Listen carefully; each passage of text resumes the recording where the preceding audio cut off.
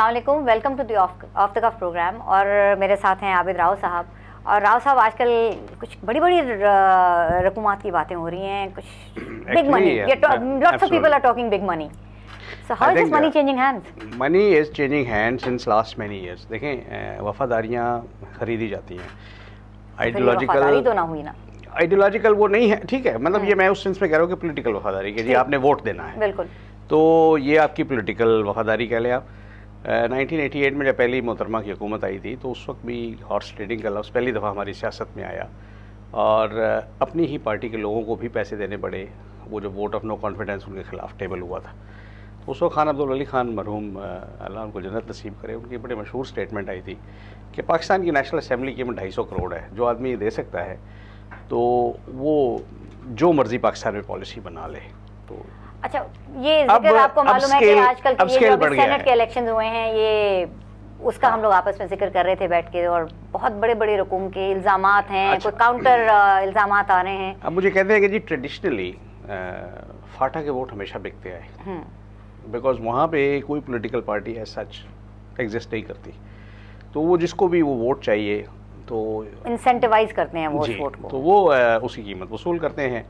तो लेकिन कामिल अली आगा तो फाटा के नहीं है, वो फाटा के नहीं है। अभी लगारी साहब जो मोहसिन लगारी हैं वो भी फाटा के नहीं है, लेकिन ये आहिस्ता आहिस्ता अब अगर एक रिवायत पड़ गई है मुल्क में तो वो डेफिनेटली बाकी पॉलिटिकल सिस्टम में भी आहिस्ता आहिस्ता, तो इन्फेक्शन की तरह है कि एक साइड से होगी तो दूसरी साइड पे जाएगी। तो इस इन्फेक्शन को दूर करने के लिए तो प्रेसिडेंट साहब ने भी माफ़ी मांगी है गिल साहब से, जो पीपल्स पार्टी के जी, वो माफ़ी इसलिए मांगी है कि वो बंदा उनका हार गया है, और हारने की वजह से ही तो ये जाहिर हुआ ना कि ये क्या हुआ कि इतने वोट्स के बावजूद अगर हमारा हारा है तो हम में से ही किसी ने कुछ किया है, गद्दारी की है। सेनेट का तो टिकट लेने के लिए आपकी अपनी पार्टी आपसे पैसे मांगती है, ये मेरिट वेरिट नामी कोई चीज़ नहीं है, और इनको बस आपको एमएनए का टिकट चाहिए, उसकी रकम है, सेनेट का चाहिए।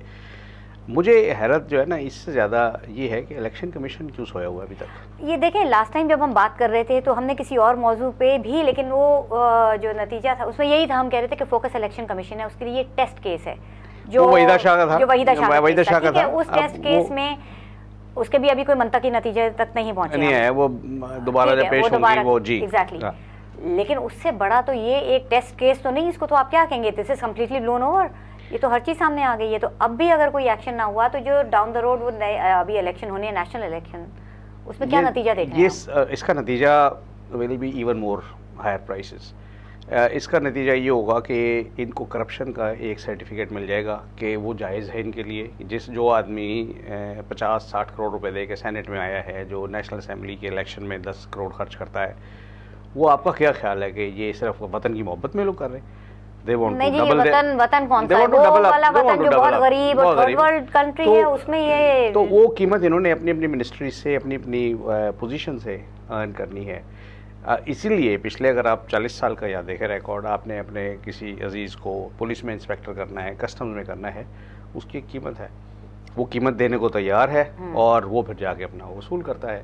तो सफ़र करने वाला इसमें एक आम आदमी है जो एक्चुअली इसकी कीमत अदा करता है। अच्छा, एक्चुअली कि इसकी कीमत अदा करता है, और दूसरा ये कि हम लोग पता नहीं जब ये काम कर रहे होते हैं तो ये समझते हैं कि सारी दुनिया की आंखों पे पट्टी बंधी हुई है। क्या है कि जब आप अपना कशकोल लेके जाते हैं दूसरों के पास, जब आपको ज़रूरत होती है बड़े बड़े प्रोजेक्ट्स के लिए, तो तब क्या कोई पलट के ये नहीं कहेगा कि you what a lot of money, आप लोगों के पास तो बहुत पैसा है एक दूसरे के लिए इस्तेमाल करने के लिए, वो पैसा अपनी डेवलपमेंट पे क्यों नहीं खर्च होता? अच्छा, ये इत्तेफाक देखिए आप, ये पिछले 2 साल में जब ये फ्लड्स आए हैं यहाँ पे, मैं अभी भी 2 महीने पहले लंदन गया हुआ था, वहाँ मैंने पाकिस्तानियों के अलावा जो लोकल ब्रिटिशर्स थे उनसे भी ऐसे रिमार्क्स सुने कि your country is very rich, आपको तो किसी चीज़ की ज़रूरत नहीं है। अगर आपके प्रेसिडेंट के 3 बिलियन पड़े हैं, आपके फलां प्राइम मिनिस्टर के इतने बिलियन पड़े हैं, 3 साल पहले नवाज शरीफ साहब के बारे में आया था कि इन्होंने 500 मिलियन पाउंड की लंदन में प्रॉपर्टी ख़रीदी है, वो बेटे के नाम पे हो या बेगम के नाम पे हो, how does it matter your family, वो तो आई मीन सिस्टम को धोखा देने वाली बात है कि ये प्रॉपर्टी मेरी नहीं है, मेरे बेटे की है।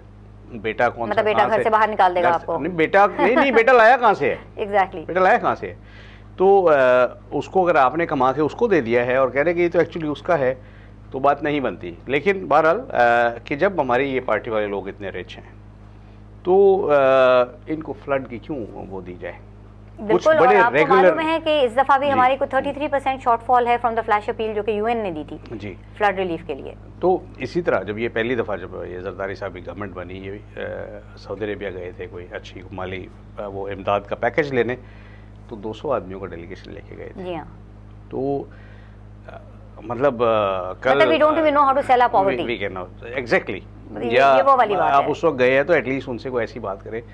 और इस दौर में सम ऑफ दोस क्वार्टर्स जो बहुत हमें डोनेट करते थे, उन्होंने पिछले 4 साल में कुछ नहीं दिया। कुछ लैक ऑफ ट्रस्ट है, कुछ कहते हैं जब ये पाकिस्तानी लोग, ये आम बात कही जाती है मुल्क से बाहर कि जब आपके अपने लोग मुल्क में इन्वेस्ट करने के लिए तैयार नहीं है, जरदारी साहब नहीं कर रहे हैं, गिलानी साहब नहीं कर रहे हैं, नवाज शरीफ साहब नहीं इन्वेस्ट कर रहे हैं, तो फिर कोई और क्यों करे भाई। वो हर दफ़ा वो दान टूटती है कि जी यहाँ के सिक्योरिटी के हालात ऐसे नहीं है कि फॉरेन इन्वेस्टमेंट आए। फॉरेन इन्वेस्टर यहाँ इसलिए भी नहीं आता है कि जब लोकल इन्वेस्टर उस चीज़ में इन्वेस्ट नहीं कर रहा, तो ही मस्ट बी फीलिंग कि they surely know something that we don't know. सही बात है। तो वो जब लोकल इन्वेस्टर के पास इतना पैसा है और वो या प्रॉपर्टी में या और दूसरी चीज़ों में इन्वेस्ट करता है, या आपका स्टॉक एक्सचेंज की हेल्थ को सब बहुत बात करते हैं कि जी वेरी हेल्दी स्टॉक एक्सचेंज, इतना वाइब्रेंट है, ये है, बट द पॉइंट इज कि आपको वो डेवलपमेंट में क्यों चीज़ें नज़र नहीं आ रही हैं। ग्रास रूट लेवल पे आपको अगर ये वेल्थ है या ये प्रॉस्पेरिटी है वो फिल्टर डाउन क्यों नहीं हो रही है। और अगर आपके पास इतना रेडी कैश है कि आप एक सीट सेनेट की बाय कर रहे हैं, तो couldn't that not a portion of that be translated या given कोई स्कूल खोलने, अस्पताल खोलने, सिर्फ अपनी कंस्टिट्यूएंसी में खोलने। इसके बहुत नेगेटिव फॉल आउट्स हैं। फॉर एग्जांपल इनसे ये पूछे कि ये पैसा आया कहाँ से, is it declared money, is it I mean white part of the national economy, या ये कोई ब्लैक इकोनॉमी वाला पैसा निकलता है, कोई आपको सपोर्ट करता है। अच्छा, ये और मुल्कों में भी होता है, बट वहाँ पे आपको सपोर्ट करने वाला कोई और होता है, कोई, and he is also a known entity. अच्छा, वो नोन तरीके से सपोर्ट होती है कि ये इलेक्शन जो होते हैं उसमें फंड रेजिंग होती है, उसमें कॉर्पोरेट इदारे भी फंड रेजिंग करते हैं, जिसको वो क्रिटिसाइज हुआ और वो they have taken a back seat, वो अब इस तरह से नहीं करते, लेकिन वो ट्रांसपेरेंट फंड रेजिंग होती है। ये अपना करते हैं और फिर टैक्स का जब बारी आती है तो गरीब गुरबा जाया करते हैं। आप औरों क्यों छोड़े। प्राइम मिनिस्टर साहब ने स्टेटमेंट एक दिन दी, लास्ट ईयर की टेलीविजन पे आई कि मेरे पास तो एक घड़ी थी बेचने को, मेरे पास तो फीस नहीं थी बच्चे की देने की। और अब क्या स्टेट है, दैट मीन्स कि the transition from that to this state has taken place and that you must explain something. इनकी बेगम साहिबा गई थी हैरिड्स पे शॉपिंग होगी, इट केम, बट डिटाई ऐसी है कि they don't even want to answer that. किसी पार्टी वाले से कह दें तो वो बुरा मान जाता है, और वो बेसिकली वो ऐसा गुलामाना और वो स्ट्रक्चर हमारी वो हमारे यहाँ असल में वो पता नहीं है लोगों को कि पार्टी डिसिप्लिन कहाँ खत्म होता है और पार्टी डिसिप्लिन में ये आपकी और साइटोपेंसी जो है ना वो कहाँ शुरू होती है। पार्टी डिसिप्लिन की पाबंदी पॉलिसी मैटर्स पे अगर एक वो स्टैंड ले लिया है, उसमें भी ये होता है कि they can be a show of dissent and then you keep quiet, आप रादर देन डिफेंडिंग इट, नहीं आप स्टेन करें, अगर कोई वोटिंग का प्रोसेस है उसमें आप नहीं उसमें जाते, आप अगेंस्ट द पार्टी लाइन ना जाएं, लेकिन इन चीज़ों का पार्टी लाइन से ताल्लुक नहीं है जो हम डिस्कस कर रहे हैं। ये तो आपकी ज़मीन की बात है। आप आई मीन अब तो सारी कौम को मेरा ख्याल इलेक्शन कमीशन पे ज़रा दबाव डालना चाहिए, बिल्कुल दबाव डालना चाहिए, supreme court should take some action कि भाई ये जो खबरें आ रही है इनको ज़रा आप वेरीफाई तो मतलब ये जो 20वीं तरमीम की इतनी हुआ थी कि इसकी वजह से अब आज़ाद इलेक्शन होंगे और इलेक्शन कमीशन आज़ाद होगा, तो वो अब ज़रा वो भी आज़ादी का मुजाहरा करे और उस आज़ादी में कुछ पकड़ धकड़ भी करे। अभी 20वीं तरमीम का तो बड़ी इंटरेस्टिंग इंटरप्रिटेशन आ रही है। कल मैं किसी का तबसरा सुन रहा था कि जी अब 2 महीने बाद MQM will disengage from the government and sit in the opposition. Okay, but they've been there, done that. They've done that. लेकिन इसका टाइमिंग ऐसा होगा कि leader of the opposition and the government का जो हेड होगा वो मिल के इंटरिम गवर्नमेंट बनाएंगे।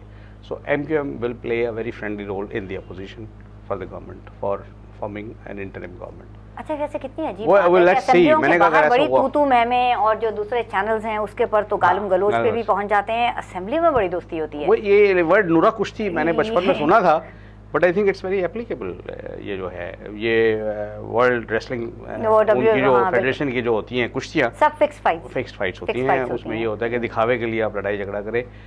मैं कह रहा हूँ हर हालत में हर नतीजे में अवाम बेवकूफ़ बनता है। बिल्कुल, मतलब वो जो फिक्सिंग का फिनोमेनन है, हम क्रिकेटर्स के ऊपर उंगलियां उठाते हैं, लेकिन फिक्सर्स तो बैठे हुए हैं आपके जो कंट्री को रूल आप ये देखें ना, 3 साल पहले चीनी का क्राइसिस हुआ, 40 रुपए से चीनी 105 रुपए तक गई। क्या हुआ? गवर्नमेंट ने कुछ शोर मचाया, नवाज शरीफ साहब ने कुछ शोर मचाया, मजहबी जमातों ने कुछ शोर मचाया, अवाम बेवकूफ़ बनता रहा, आपने चीनी